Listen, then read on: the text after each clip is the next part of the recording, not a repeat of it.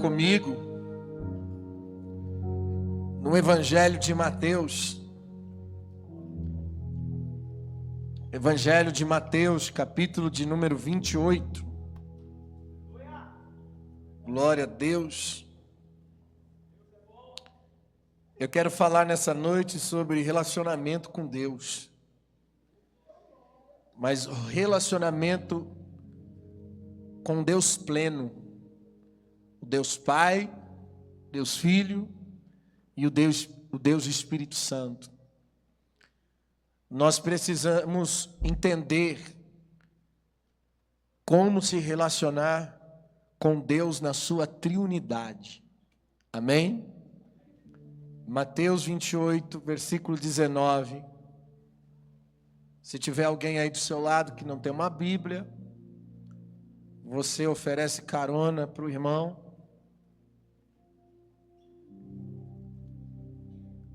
Mateus 28, versículo 19. Quem achou, diga amém.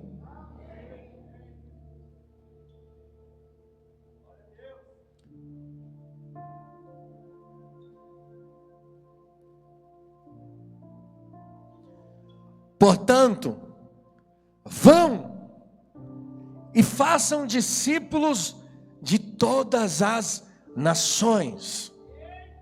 Essa é a ordem. Fazendo o quê?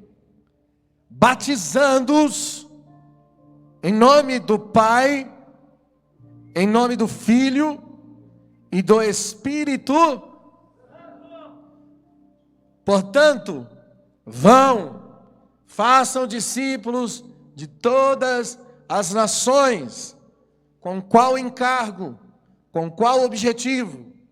Com qual responsabilidade nós temos na pregação do Evangelho, no envio ministerial? Batizando-os em nome do Pai, do Filho e do Espírito Santo. Amém? Fecha a Bíblia, vamos orar. Espírito Santo, entregamos nosso coração nas Tuas mãos nessa noite. Queremos ouvir a Tua voz falando conosco, não o que queremos, mas o que precisamos. Por isso você tem liberdade, Jesus, para falar conosco. Nos leva a um lugar de entendimento, de revelação e de convicção da Tua palavra. Fique à vontade, Senhor, fala conosco. Você tem liberdade para tratar o nosso coração. Em nome de Jesus. Amém. Amém? Pode sentar. Fique à vontade.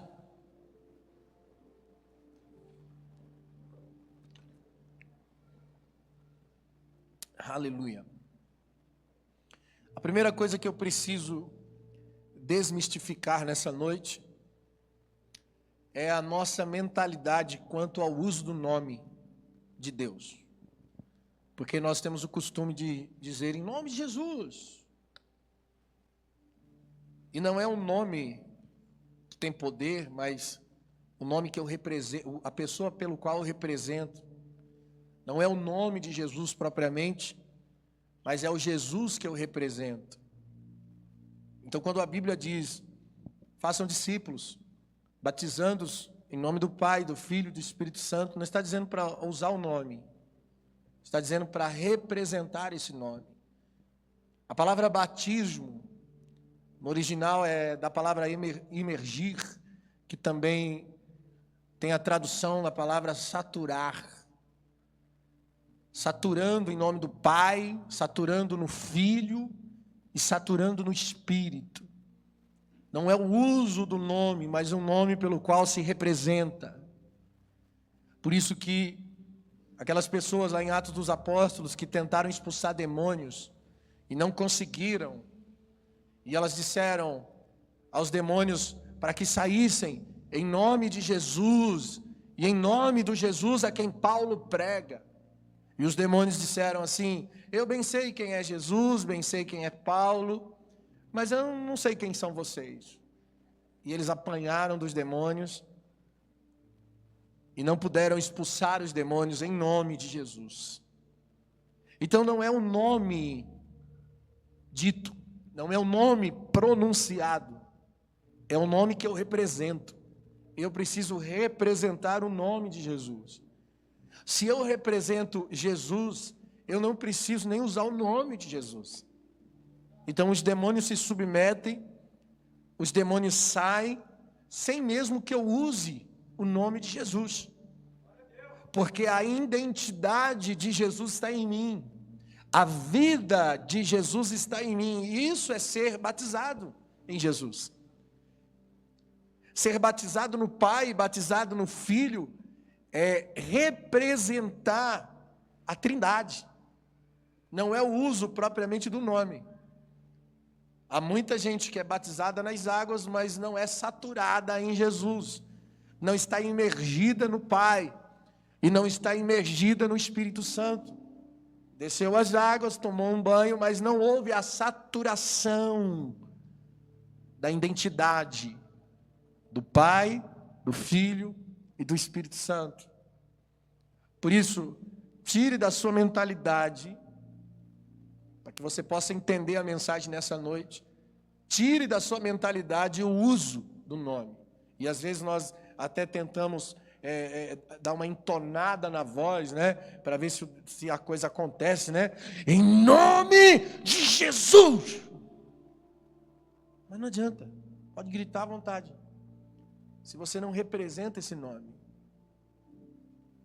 se você não está autenticado, imergido, saturado nesse nome, na vida de Jesus. Amém?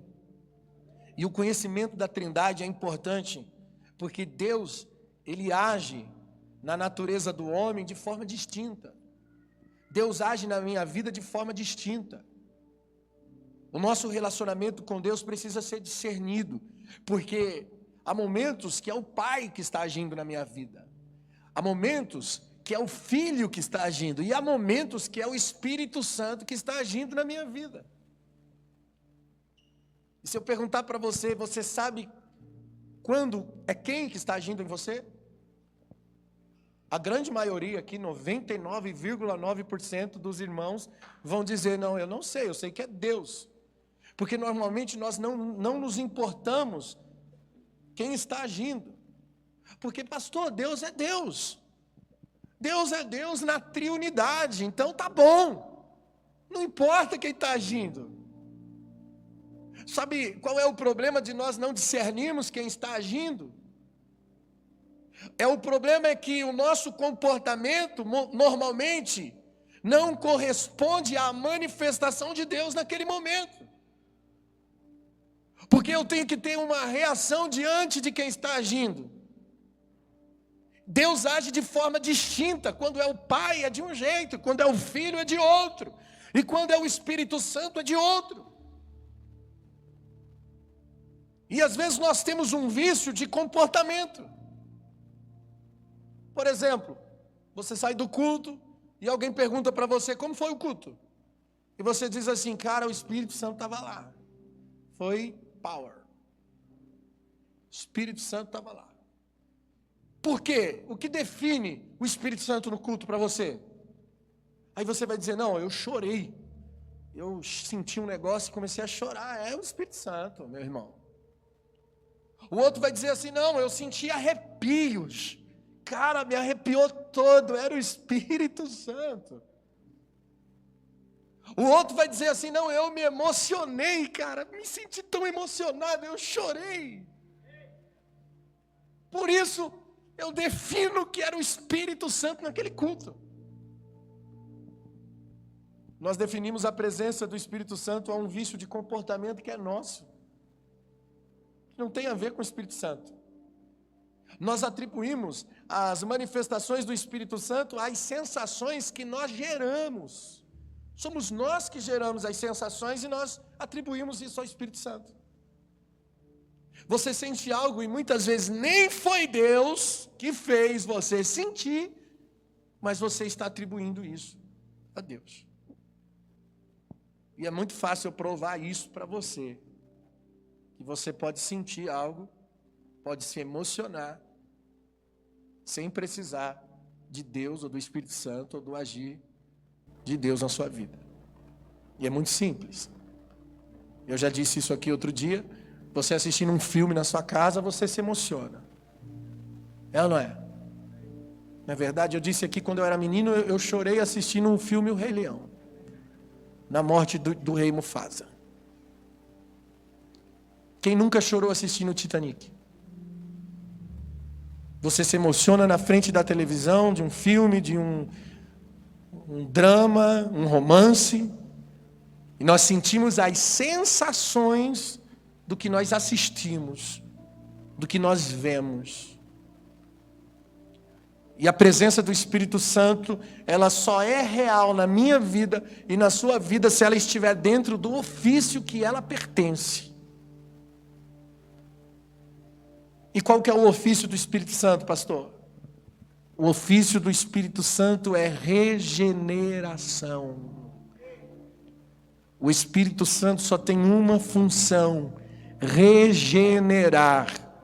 E quando Ele está agindo em mim, quando Ele está agindo em você, existe um processo de entendimento acontecendo na minha mente sobre a minha condição, que me leva ao arrependimento. Existe uma consciência revelando um caminho de mudança na minha vida, revelando a minha condição interna e revelando a minha posição externa, dentro e fora. A partir disso, nós estamos vivendo algo chamado santificação. Então, sim, eu posso atribuir a presença do Espírito Santo na sua vida. Porque se não muda o comportamento de uma pessoa, você pode chorar, você pode gritar, você pode pular, você pode rodopiar, você pode dar cambalhota, você pode correr, você pode fazer o que você quiser. Se não muda o comportamento de uma pessoa, então não é o Espírito Santo. João 16:7 diz: todavia convém que eu vá, Jesus disse. Para onde? Para a cruz. Porque se eu não for, o Consolador não virá a vós. Quem é o Consolador? O Espírito Santo. Mas se eu for, eu o enviarei. E quando ele vier, convencerá o mundo do pecado, da justiça e do juízo. Do pecado porque não creem em mim, da justiça porque eu vou para o meu Pai e vocês não me verão mais, do juízo porque o príncipe desse mundo será julgado. E ainda tenho muita coisa a dizer a vocês, mas vocês não podem suportar agora.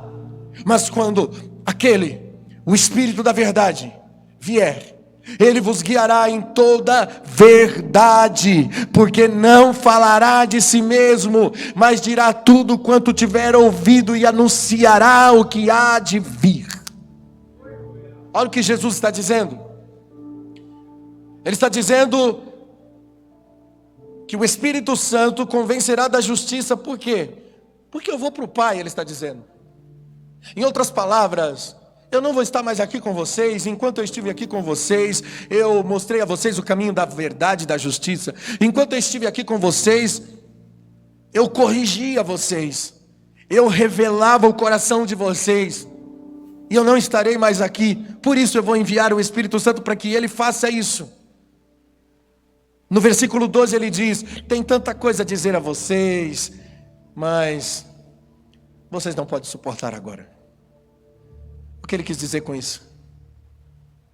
Ele está dizendo que, além de toda a palavra que Jesus já ministrou ao coração daqueles discípulos, existe mais. Existe mais. E que ele não poderia falar desse mais. Porque sem o Espírito Santo, não haveria absorção, não haveria entendimento, não haveria consciência.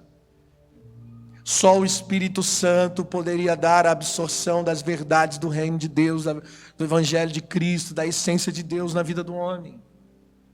Por isso Jesus disse: eu vou para a cruz, porque se eu não for, o Espírito Santo não virá.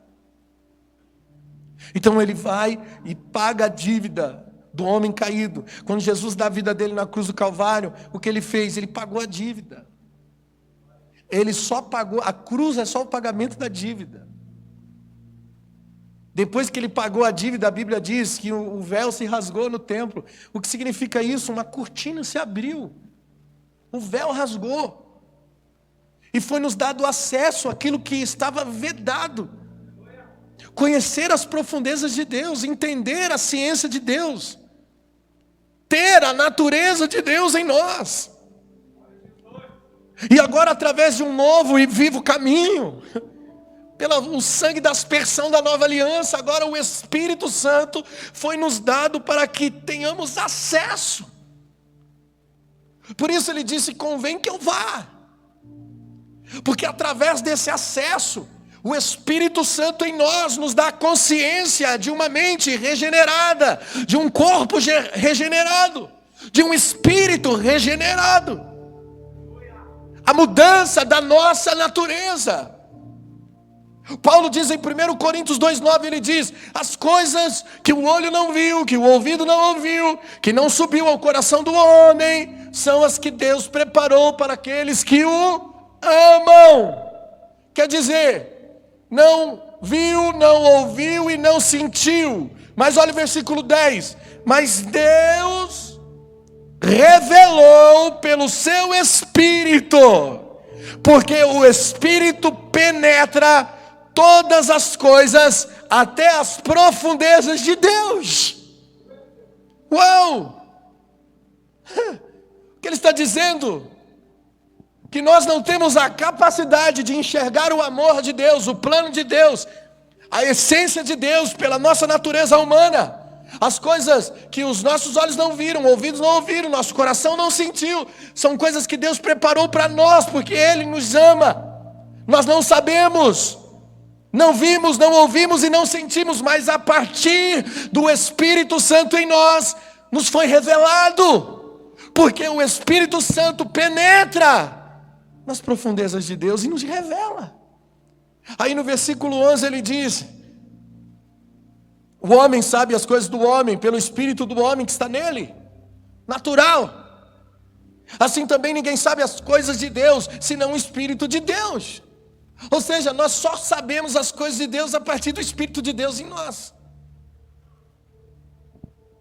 Nosso relacionamento com o Espírito Santo, cara, não é sentir, não é se arrepiar,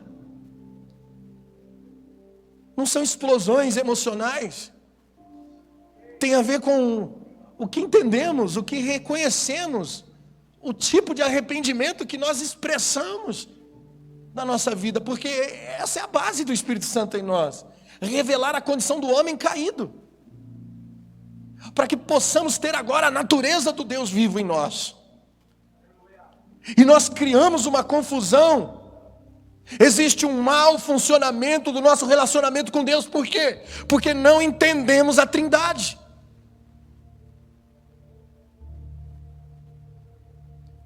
Hoje em dia nós vemos pessoas que demonstram ter muita espiritualidade e pouca mudança, nenhuma regeneração. Como é que eu sou cheio do Espírito Santo e não tenho mudança de caráter? Como é que eu sou cheio do Espírito Santo e não tenho regeneração na minha identidade, na minha vida? É o que mais nós vemos hoje.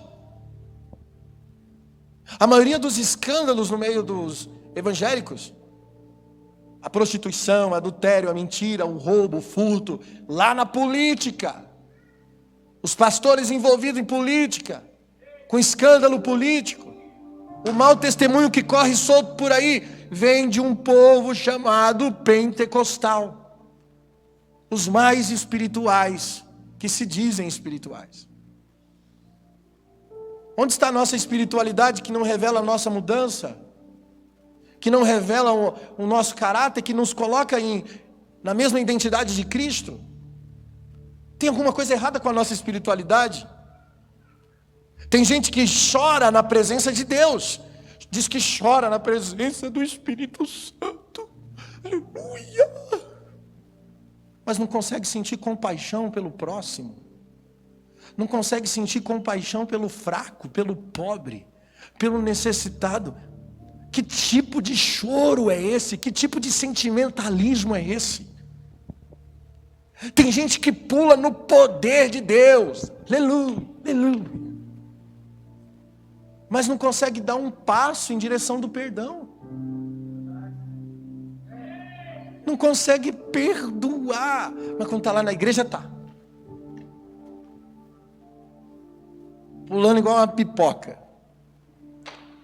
Tem gente que quer profetizar, quer dizer, assim diz o Senhor. Mas não tem nenhuma autoridade para isso. Porque a vida desse ser humano não expressa transformação nenhuma regeneração. Então, antes de você levantar a sua mão para profetizar e dizer, assim diz o Senhor, paga as contas. Vai lá pagar as contas primeiro. Resolve a bagunça da sua vida primeiro. É o nome que você representa, meu irmão. Não é em nome de Jesus. Eu represento? Será se eu represento esse nome? Minha vida, meu casamento, meu testemunho, meu comportamento representa Jesus? Você não precisa nem falar o nome de Jesus. Ele está estampado em você. Ele está marcado em você. Irmão, eu nasci no berço evangélico. Fui criado na Assembleia de Deus, na infância. E eu participei de muitos cultos, né, dos lares. Não sei se você já participou nesses cultos dos lares. Bem pentecostal. Que todo mundo tem que profetizar. Cada um tem uma oportunidade. E cada um que tem uma oportunidade tem que profetizar. Porque se não profetizar, não é vaso. Não é vaso se não profetiza. E nós somos condicionados. Somos condicionados a fazer algo. Por quê? Porque as pessoas estão olhando. E eu tenho que ser profeta. Eu tenho que ser vaso para que as pessoas me vejam como homem de Deus. Então eu tenho que dizer alguma coisa, porque isso vai fazer bem para a minha moral. O maior inimigo da nossa adoração é a música, sabia? Não por causa da música em si, mas por quem está por detrás da música. Porque às vezes o ministro de louvor está aqui, mas não está aqui adorando. Ele está cumprindo uma responsabilidade, porque é o dia dele, agora virou uma rotina, e ele tem que estar ali, é a vez dele, e quando chega a vez dele, às vezes não está bem. E aí ele faz uma farsa, ele diz, para a direita, para a esquerda, irmão, vai para a direita. Agora fecha o olho, e aí você fecha o olho. E aí ele ministra algo que já está gravado no seu repertório mental. E muitas vezes se cria uma espiritualidade no momento. E aí nós, aqui embaixo, vamos na mesma linha. Às vezes você não está nem aí, não está nem adorando, mas porque ele falou, fecha o olho, aí você faz assim. Adora a Deus em espírito e em verdade, irmão. E aí você começa, ei! Mas é só porque alguém falou, mas isso não está sendo real, isso não é verdadeiro. Você chega na sua casa, põe a cabeça no travesseiro e medita nisso, irmão. Você vai reconhecer que aquilo não foi real. Nós estamos fazendo porque é o ambiente, é propício ao ambiente. Então o maior inimigo da adoração é a música. Nós estamos preocupados com quem está nos olhando, quem não está nos vendo. Se eu sou um adorador extravagante, eu tenho que provar isso com a minha adoração e tal. Eu não sou contra, irmão. Rapaz, como eu quero vocês rendidos, babando no chão por Jesus, dando cabeçada na parede de arrependimento, dizendo, eu sou um miserável, pá, na cabeça, na parede. Quero que seja real isso. Que seja verdadeiro isso. Não uma novela que nós às vezes criamos por causa do ambiente que nós estamos. Tem que ser real a nossa adoração, ser verdadeira. Tem que haver temor naquilo que nós estamos fazendo diante de Deus. E aí nós atribuímos a presença do Espírito Santo a isso. E muita gente faz muita confusão com o ser espiritual. Sabe qual é a maior espiritualidade de um homem? É a sua humanidade. Eu não estou tentando roubar a sua espiritualidade, não. Eu estou tentando te ensinar a realmente ser espiritual. Como assim, então? A maior espiritualidade de um homem é a sua humanidade? É a resposta que você dá à ação do Espírito Santo na sua vida. Ela tem que refletir na sua humanidade.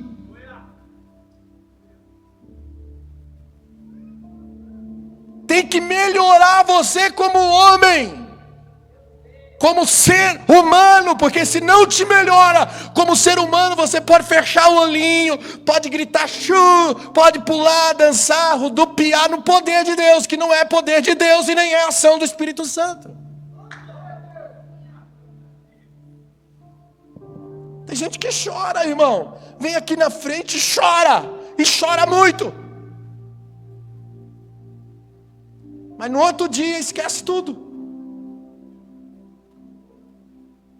Eu vou chamar isso de Espírito Santo? Não, eu vou chamar isso de emoção, sensação. Eu tenho que me relacionar com Deus.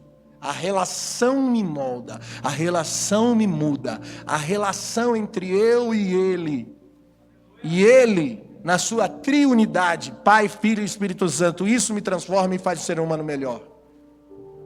Gálatas 5:22, Paulo fala dos frutos do Espírito. O fruto do Espírito é o amor, a alegria, a paz, a longanimidade, a benignidade, a bondade, a fé, a mansidão e a temperança. Está cheio do Espírito Santo? A pergunta é: tem amor? Tem alegria? Tem paz, tem longanimidade, tem benignidade, tem bondade em você, tem fé, tem mansidão, tem temperança. Porque isso aqui revela a ação do Espírito Santo na sua vida. Esse é o fruto do Espírito. Tiago 3,17 diz que a sabedoria que vem do alto primeiramente é pura, depois é pacífica, moderada, tratável, cheia de misericórdia, de bons frutos, sem parcialidade, sem hipocrisia. Isso tem que acontecer em mim, para que eu seja cheio do Espírito Santo realmente. Existe uma graça comum no ser humano. O que é graça comum, pastor? São atributos de Deus naturais na vida do ser humano. O que é graça comum? Por exemplo, um ateu missionário. Quem já viu um cara que é ateu e é missionário? Que faz missões, que ajuda pessoas, que serve, que tem ONGs, que tem trabalhos sociais. Né? Por exemplo, a Angelina Jolie é um ateu missionário. Tem muitas pessoas que fazem isso. É uma graça comum. Por quê? Porque tem amor, sente. Deus nos criou para ser bom. Deus nos criou com essa, sabe, com essa genética. Gente, nós somos parte de Deus. Somos parte da terra, mas também somos parte do céu. A matéria veio do pó da terra, mas a vida, o sopro de vida veio de Deus. Por isso nós somos parte do céu e parte da terra. A promessa de Deus a Abraão tem a ver com o céu e com a terra. Deus fala: Abraão, olhe para o céu, conta as estrelas. Depois Deus diz: olha para a terra, conta o grão. Pois assim será a sua descendência. Ela tem a ver com a terra e com o céu. Por isso nós cantamos aquela canção: assim na terra como no céu, venha o teu reino. Por quê? Porque é na terra que eu tenho que manifestar o céu. Eu estou aqui por um propósito, um objetivo. O lado bom, a parte boa, a graça de Deus na minha vida precisa ser revelada nesse mundo. Eu preciso manifestar isso. A melhor pregação do Evangelho é aquela que você prega com o seu testemunho. É aquela que você prega com o seu comportamento, com a sua prática, com a sua vida. Porque não adianta você pregar o Evangelho se você não manifestar a vida do Evangelho, se você não manifestar a verdade do Evangelho na sua vida. Entende? Amém, querido? Então o homem foi criado por Deus com atributos bons. O pecado que formou no homem uma nova natureza. O pecado tirou do homem a beleza da pureza. O pecado gerou no homem uma outra natureza. Por isso, 1 Coríntios 15, 22, Paulo diz que todos morreram em Adão, e todos serão vivificados em Cristo. Por que morremos em Adão? Porque Adão pecou. Logo, quando Adão pecou, ele condenou toda a geração humana que vem depois dele. A humanidade começou com Adão. Aí 1 Coríntios 15, 45, diz, assim também está escrito, o primeiro Adão foi feito alma vivente, mas o último Adão foi feito espírito vivificante. Quem é o último Adão? Não, pensa comigo. O primeiro Adão foi feito alma vivente. O último Adão, espírito vivificante. Quem é o último Adão?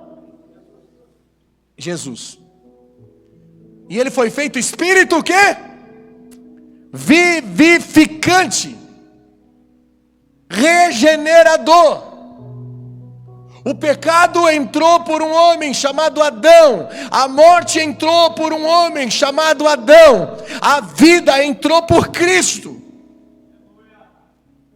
O primeiro Adão, alma vivente. O último Adão, espírito vivificante. Espírito regenerador.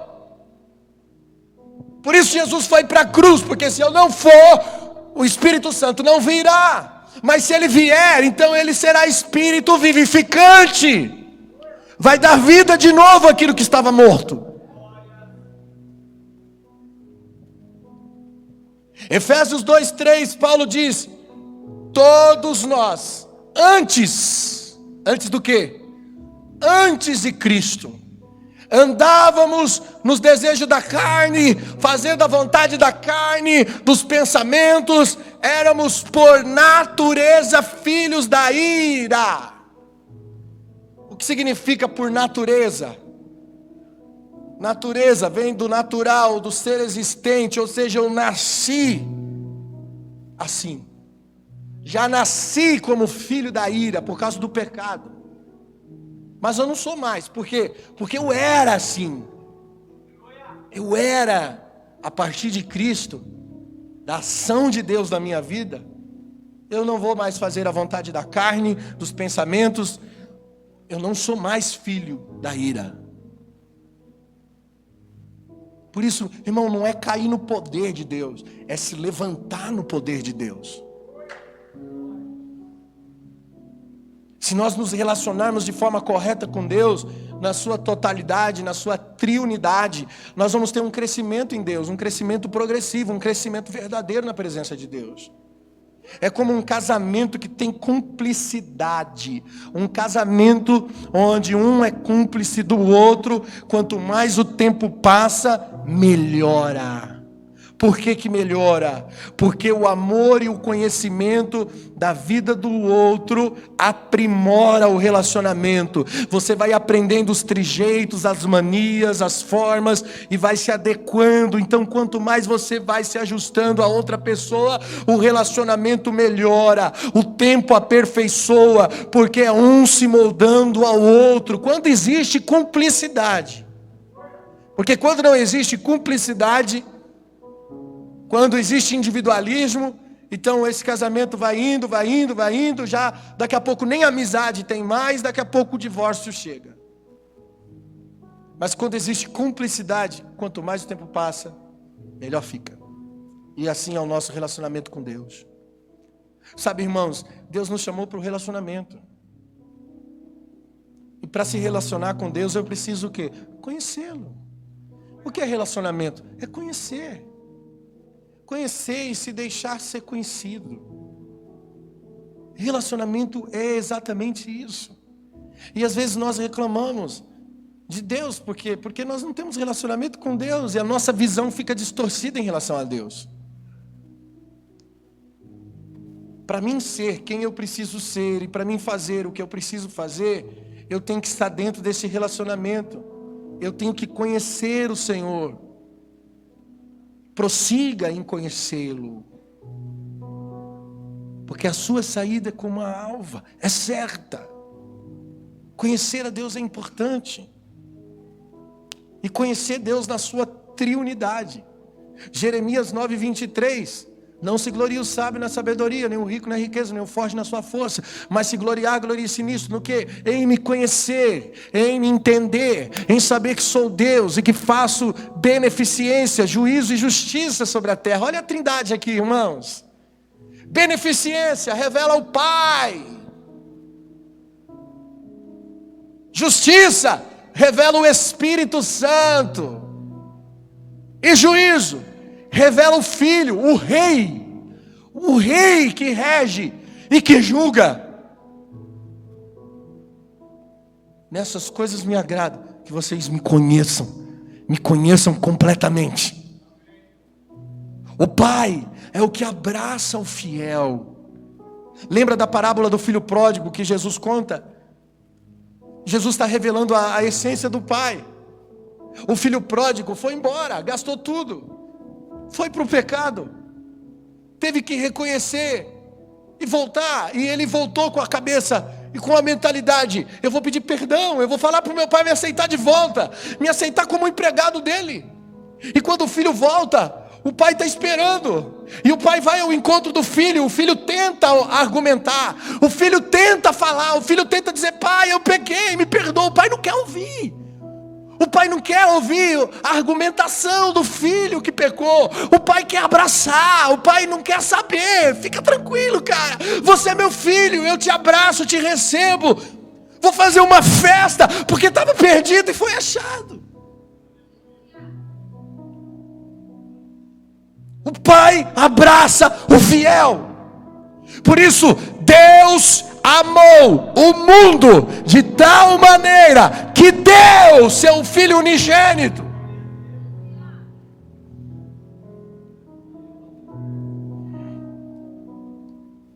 E qual que é a posição do Filho de Deus? O Filho é o Rei. O Pai abraça o fiel. O Rei coloca o fiel de joelhos pela sua palavra. E qual que é a função do Espírito Santo? O Espírito Santo pega o fiel que está de joelho e põe de pé, regenerado. Levanta, levanta, você já está regenerado. O Pai abraça, o Filho põe o fiel de joelho e o Espírito Santo põe o fiel de pé. Essa é a função da Trindade na nossa vida. Com o Abba Pai eu estou protegido, eu estou acalentado pelo seu amor, pela sua presença. Com o Filho não, com o Filho eu estou de joelho, porque o Filho é o Rei, e o Rei é o que governa a minha vida pela sua palavra. Jesus é a própria palavra. João 1,14 diz que o Verbo se fez carne e habitou entre nós. O Verbo se fez carne, a palavra se fez carne e habitou entre nós. Jesus é a própria palavra. A palavra governa, a palavra cria, a palavra forma todas as coisas. Haja luz e houve luz, haja firmamento e houve firmamento. Jesus é a própria palavra que cria, que exerce governo. E o Espírito me põe de pé, porque Ele me regenera, Ele me capacita a viver a palavra. Ele diz: levanta, vá e dê fruto pela palavra. Não dá para nos relacionar só com uma pessoa da Trindade. Nós temos que entender o Deus completo, o Deus pleno, o Deus trino. Tem gente que só vê o pai e se decepciona, porque não entende a obra do filho. Então nascem os ateus. Você sabia que os ateus não creem em Deus, porque eles não conseguem entender o fato de pessoas sofrerem? Onde Deus está? Cadê Deus? Eles não conseguem entender o fato de alguém estar doente e morrer doente, de alguém ter sido assassinado, violentamente abusado. Cadê Deus? Então o ateu diz: eu não creio em Deus, não é possível que Deus existe. Ele não conhece o Pai, ele não conhece o Filho, ele não conhece a obra regeneradora do Espírito. Não sabe nada do processo redentivo. E quer saber, tem muito crente na igreja confuso, porque não conhece Deus na sua triunidade. Aí a pessoa está desempregada, tem as contas para pagar, está difícil, entra em crise emocional, fala: meu Deus, eu vou fazer amanhã, cara. Aí ele começa a culpar Deus, começa a perguntar para Deus: onde eu estou errando, Deus? Por quê? Será que Deus está zangado comigo? O que eu preciso fazer para as coisas melhorar? Vou fazer uma campanha de 7 dias para a coisa melhorar na minha vida. Aí você está sempre ligando Deus à circunstância da sua vida. Está sempre ligando Deus à circunstância, porque tem uma visão distorcida. E às vezes enxerga um Deus ausente, um pai ausente, mas na verdade a ausência não é de Deus, a ausência é sua. Você não se relaciona com Deus. Na hora que a corda arrebenta para o teu lado, você quer culpar alguém. Quem você vai olhar? Deus que permitiu, porque Deus, cadê Deus? Falta de relacionamento. As pessoas, quando não me conhecem, falam assim: esse cara aí, essa semana eu vi isso, né? Uma pessoa falou para mim: pastor, todo mundo que não te conhece, quando te vê, fala assim: esse cara aí é metido. Depois que te conhece, fala: não, da hora, não, o pastor é gente boa, legal. Mas a visão externa, porque não tem relacionamento. Não tem relacionamento. E aí, quando você não tem relacionamento, você tem uma interpretação visual do estereótipo. Quando você não tem relacionamento com Deus, você tem um estereótipo e uma interpretação. E aí você quer ganhar a vida de alguma forma, porque você está enxergando Deus daquele jeito. Uma pessoa me procurou esses dias e falou: pastor, preciso de ajuda, cara, a coisa está difícil, fazer uma campanha lá na minha casa, eu já fiz de tudo. Eu falei: conte sua história, meu amigo. Ele diz: o negócio é o seguinte, eu estou trabalhando, estou tentando, uma coisa não está andando, janeiro, fevereiro foi bom, mas daqui para cá está tudo parado, as contas aumentando, eu não sei mais o que Deus quer, eu estou buscando a Deus para ver o que Deus quer de mim. E eu comecei a perceber que o lance dele era tentar colocar Deus na história, quando Deus não tinha nada a ver com a história. E aí eu fui perguntando para ele, eu falei: cara, mas com o que você trabalha? Ele falou: eu trabalho com isso aqui. Era com festa, evento, coisa desse tipo.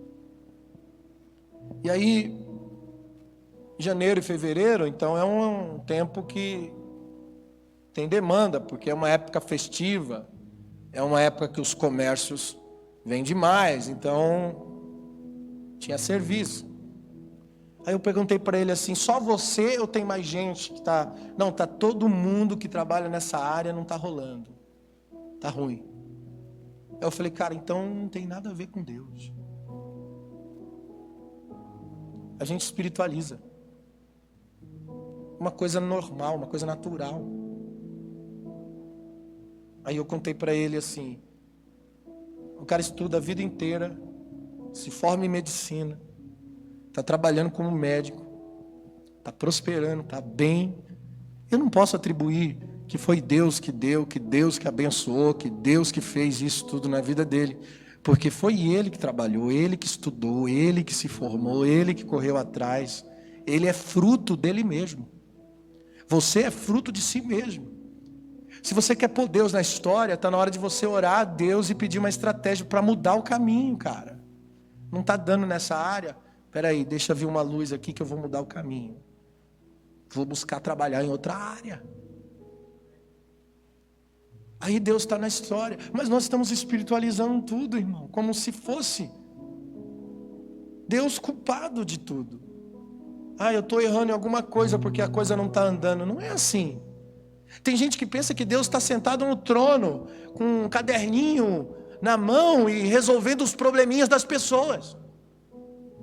Já pensou se Deus estivesse fazendo isso no trono, sentado no trono, ouvindo os problemas do fulano, do ciclano, falando, desce lá agora e abre um emprego para aquele cara ali, que o negócio dele está ruim lá, cara, não está conseguindo pagar o aluguel.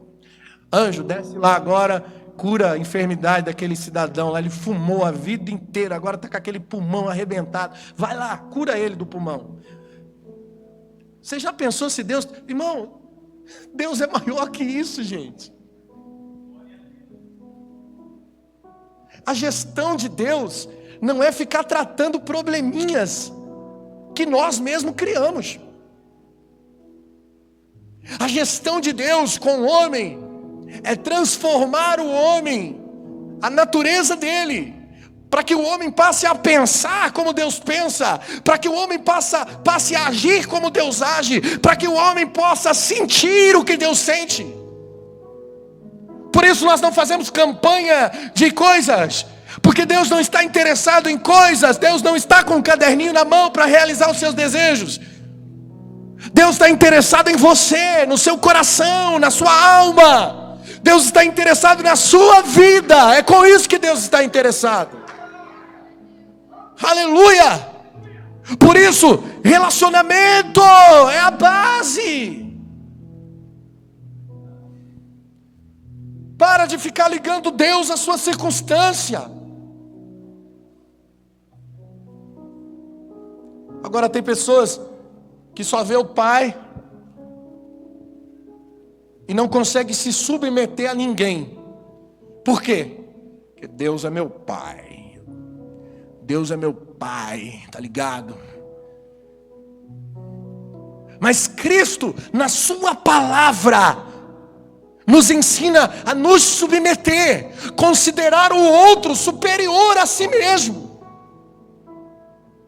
Aí uma pessoa que tem uma visão distorcida de Deus diz: eu sou a igreja, eu não preciso ir na igreja, porque eu sou a igreja, o organismo. Cara, você não sabe nada do que significa igreja. Aí normalmente quando a pessoa tem esse pensamento, ela também diz: o reino de Deus é maior do que a igreja. Como, cabeção? Como? Se o funcionamento do serviço do reino só pode acontecer através da igreja. Vamos entender o que é igreja? Igreja é o corpo de Cristo. O corpo que é mentoreado pela cabeça, pelo cérebro, que é Cristo. A base do funcionamento desse corpo é se submeter ao outro, é servir um ao outro. Por quê? Porque somos membros uns dos outros. Tem gente que diz: eu não sirvo homens, eu sirvo a Deus. Mas Deus, você só serve se você servir homens. Não tem como servir a Deus sem servir homens. Porque a ordem de Deus é: sirvam um ao outro, lavem os pés uns dos outros, carreguem a carga um dos outros, considere o outro superior a si mesmo. Somos membros uns dos outros. Isso é ser igreja. Isso é ser igreja. Por isso você só pode agradar o Pai se você estiver subjugado à ordem do Filho, a ordem da cabeça, que é Cristo. Na ordem do Filho, na submissão dessa ordem, que nasce a igreja. Quando eu me submeto à ordem do Filho, nasce a igreja. Eu não estou dizendo que você tem que concordar com qualquer igreja. Veja bem, existe a apostasia também. E o reino de Deus, quando é reino de Deus, significa que existe um rei, que é Cristo. Existe uma base de governo. E tem muita gente por aí fazendo o que dá na telha e chama isso de reino de Deus. E reino de Deus não é você fazer o que dá na telha. O rei Jesus, para ser reino de Deus, o rei Jesus tem que dirigir a mentalidade, tem que dirigir a fala e a prática para que seja reino de Deus. Se ele não dirige a mentalidade, a fala e a prática, não é reino de Deus. Não se pode ser igreja individualmente. Por quê? Porque Deus é coletivo. Deus na sua essência é coletivo. Ele é Pai, Ele é Filho e Ele é Espírito Santo. Por isso que a paternidade de Deus não pode trabalhar isolada do reino, e nem o reino isolada da paternidade. O pai exerce paternidade, mas o filho exerce reino. Por quê? Porque a paternidade revela o amor, a paternidade revela a graça, a misericórdia, e o reino de Deus revela a responsabilidade com a justiça e o juízo. O pai revela a paternidade, o filho revela o reino. E se você não conhece a palavra do Filho e não tem o Espírito Santo para te fazer entender o Pai e o Filho, sempre haverá confusão no seu cristianismo, na sua vida espiritual. Tá a resposta, porque muita gente não consegue parar. Se nós formos colocar na ponta do lápis, se a gente pegar o nosso caderno ali de membros do ano passado, retrasado, a gente vai ver que tem muita gente que passou por aqui e não permaneceu. As pessoas não se firmam enquanto elas não conseguem absorver e entender. Elas são inconstantes enquanto não houver entendimento, enquanto não houver relacionamento, porque não adianta só entender, você tem que entrar. Você tem que entrar naquilo que você está entendendo. E quando você não entra numa vida de relacionamento com Deus, você fica confuso, cara, você não consegue. Eu vou sair da igreja porque o problema deve ser a igreja lá em casa. Aí você vai para outra, não muda nada. Se você entrar num relacionamento com Deus de verdade, começar a entendê-lo, conhecê-lo na sua essência, ter cumplicidade numa vida com Deus, você vai começar a enxergar as coisas mais claras na sua vida. A base é o Filho. O Filho disse, ninguém vem ao Pai senão por... O Filho disse, eu vou para a cruz e eu vou enviar quem?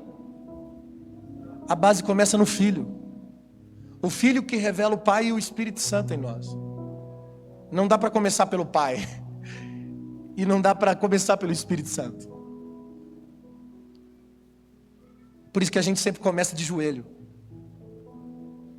A Bíblia diz que um dia todo joelho se dobrará e confessará que o Senhor Jesus é o Senhor.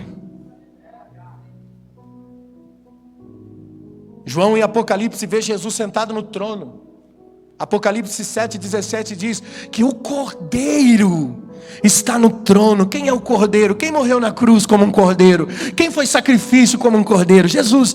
O Cordeiro está no trono e Ele apacentará e lhe servirá de guia para a fonte das águas da vida. Ele é o Rei, Ele está no trono. Mas sabe o que me chama a atenção? Que a primeira revelação que João teve em Apocalipse foi de quem falava com ele. Ele teve que saber que quem falava com ele era Jesus. Logo no primeiro capítulo de Apocalipse, no versículo 10, quando João é arrebatado, diz assim: fui arrebatado no Espírito no dia do Senhor, E ouvi de trás de mim uma voz com grande trombeta que dizia: eu sou o Alfa e o Ômega, o princípio e o derradeiro.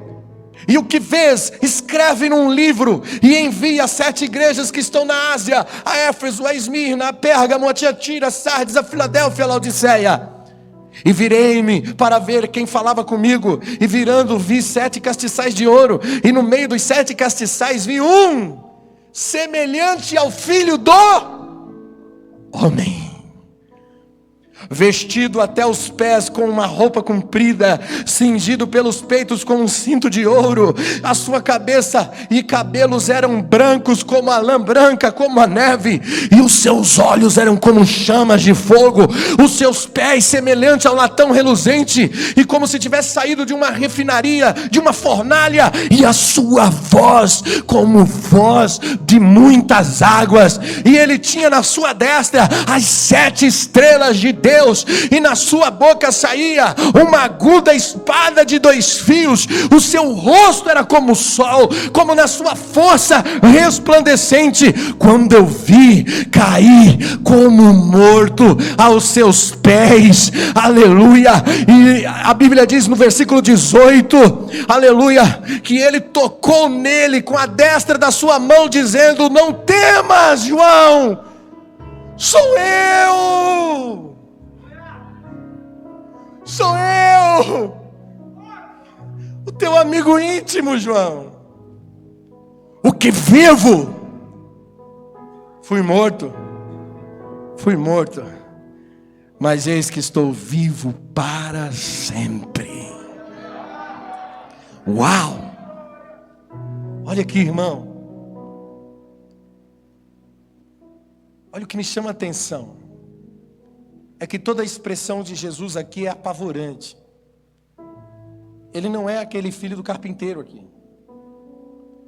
Ele não é aquele cara montado num jumento. Aqui em Apocalipse ele é o rei, cara. A sua voz é como voz de muitas águas. Isso é tremendo. Aliás, todo o perfil da aparência de Jesus aqui é uma aparência de temor, de muito temor. E a sua voz, voz de muitas águas, sugere algo de muito temor. Ninguém tem coragem de entrar num mar quando ele está violento. Por quê? Porque as águas são violentas. Ninguém tem coragem de enfrentar a correnteza de uma cachoeira.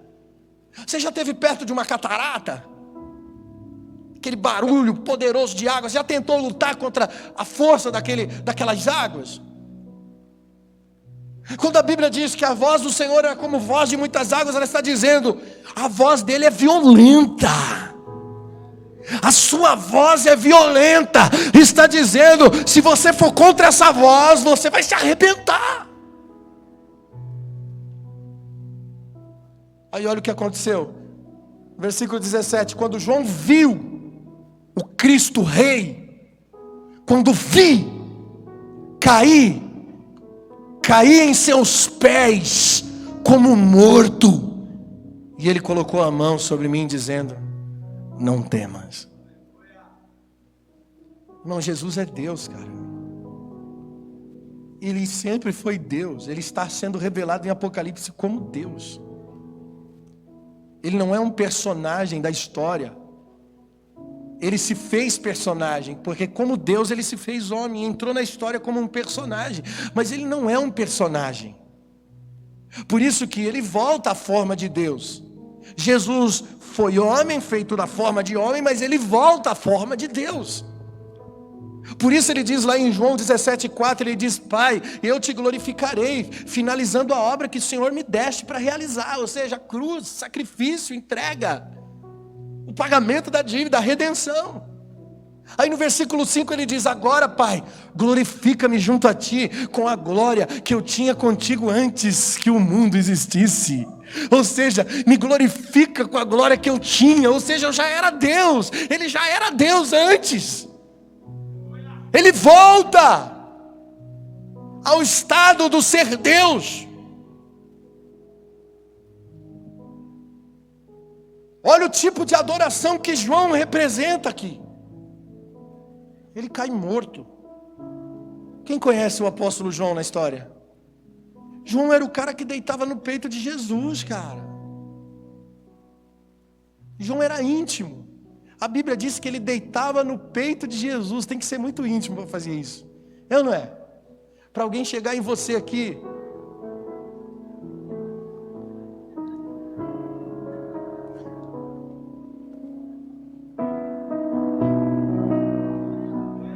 tem que ser íntimo. Já pensou se alguém abraça você assim, do nada, você não conhece, não sabe quem é, e vem. Aí você vai olhar e dizer assim, Ixi, quem é você? Oxi. É ou não é? Se for casado, a esposa saca logo uma 12. É ou não é? Mas se tem intimidade, normal. Se tem relacionamento. Jesus era íntimo de Jesus ao ponto dele ficar assim com Jesus. E aí, mestre? Mestre da Galileia. Mas aqui, em Apocalipse, ele reconhece o Jesus Deus. Ele reconhece o Jesus Rei. Então ele não deita no peito de Jesus. Ele cai como morto aos seus pés. Essa é a função do rei. Nos colocar de joelhos. Nos trazer para um ambiente de temor e tremor.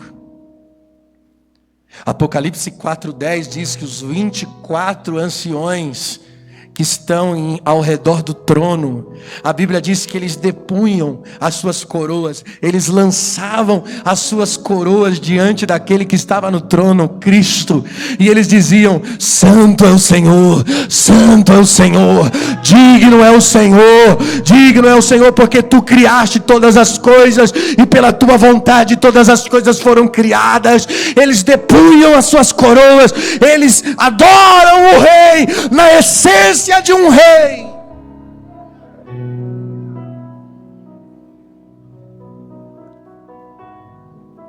O nosso problema é que a falta desse temor e tremor já não existe. Nós olhamos para Jesus e Jesus é bom, né?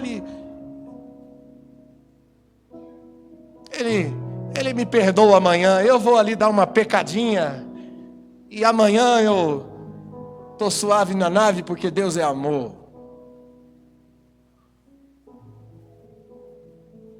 Nós não temos mais temor.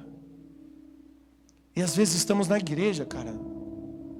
Eu vou mais longe, às vezes o cara está no altar, está tocando, cantando, pregando, falando, fazendo, exercendo. E está vivendo de qualquer maneira. Está na fornicação. Está enganando. Está mentindo no trabalho. Enquanto nós não nos colocarmos de joelho diante do Cristo, do Rei, do Filho Rei,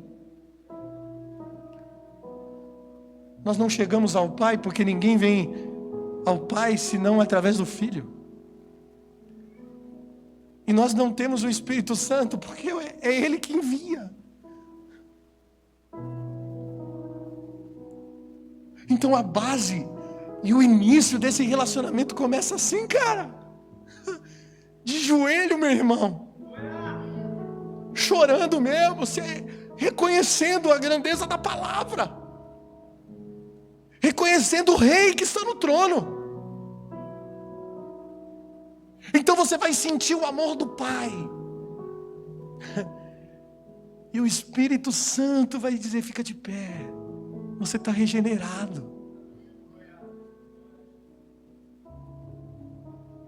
Eu vou simplificar para você entender. Tudo que Deus criou é trino. Por quê? Porque Deus revela a si mesmo na criação. Deus está revelado no homem, por isso o homem é corpo, alma e espírito, trindade. Deus é revelado na criação, a ciência revela Deus. Quer ver uns fatores da ciência? O tempo. Como se define o tempo na ciência? presente, passado e futuro. Trindade. Como se define o espaço na ciência? Largura, altura, profundidade. Trindade. Como se define a base da matéria, que são os átomos? Prótons, nêutrons e elétrons. Como se define a base da matéria? Sólido, líquido e gasoso. Trindade. Como se define o estado da matéria? Sólido, líquido e gasoso. A música. A música. Harmonia, melodia e ritmo. Deus se revela em tudo que é belo. Deus se revela na criação. Nós somos tripartidos, somos espírito, alma e corpo. Então, uma dica para você: deixe que Deus, Pai, se relacione com as suas emoções, a sua alma. Deixe que o Deus Espírito Santo se relacione com o seu ser íntimo, o seu ser espiritual. E deixe que o Filho, o Rei, se relacione com a sua prática, com a prática da palavra, com o corpo, com o comportamento. Você precisa ser afetado nessas 3 dimensões: emoções, espiritualidade e a prática. A prática. Não desfaleça, irmão, quando Deus corrige. Quando Deus está te tratando. O fracasso na sua vida pode se tornar um processo de amadurecimento, se você quiser, se você ouvir a Deus.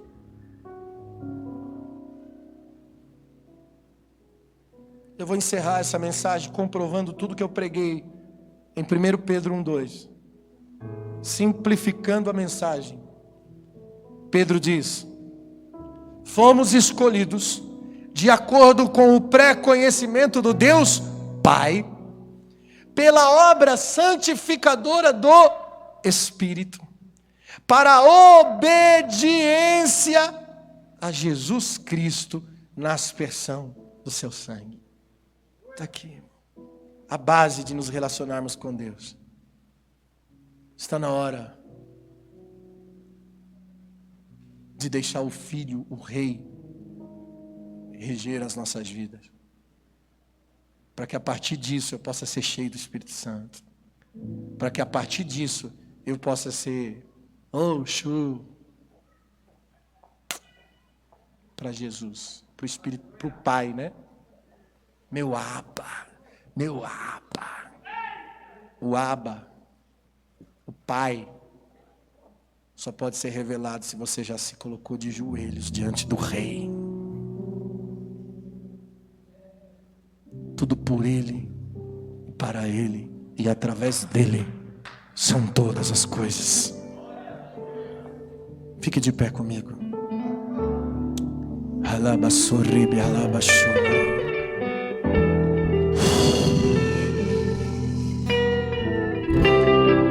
Eu quero convidar você a se render. Essa mensagem tem que te levar a se colocar de joelhos. Não outra coisa. Hoje não é noite de sentir arrepios. Não é noite de se emocionar. É uma noite de temor. É uma noite de temor.